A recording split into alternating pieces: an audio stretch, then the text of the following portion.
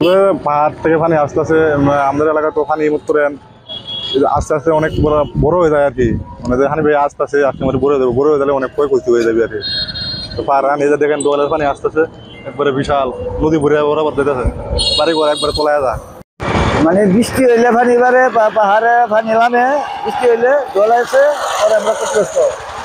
ফসলে ক্ষতি হয়, জ্বালা তুলা হলে সমস্ত নষ্ট হয় আর বাড়িঘর তলে যায় আর মানে পাহাড়ে পানি নামলে বাড়িঘর নিচে জায়গা পানি গাঙ্গের পানি বাতাসে কয়দিন ধরে তো আমরা টাউনের মতো কেমন নাই যে এখনো বন্যা হয় নাই, না হইলেও প্রায় অনেক পানি হয়ে গেছে।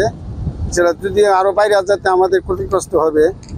আমরা বাড়ি ঘর নিয়ে এই গরু বাছুর নিয়ে অনেক ক্ষতিগ্রস্তের মধ্যে পড়ে এটা ভারতের পানি। আমাদের বন্যা একটু ভারতের পানি আসতেছে, ওখান পানি আস্তে আস্তে বাড়তেছে।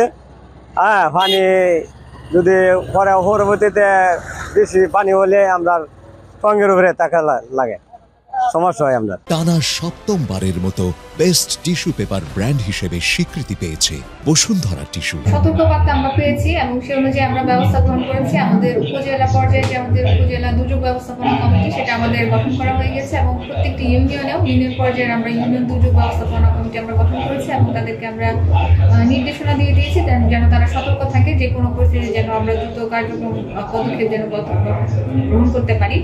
আর হচ্ছে আমাদের যে ত্রাণ সহযোগিতা প্রয়োজন সেগুলো আমাদের আছে। আমরা আশা করছি যে যদি সমস্যা হয় তাহলে আমরা ব্যবস্থা করব।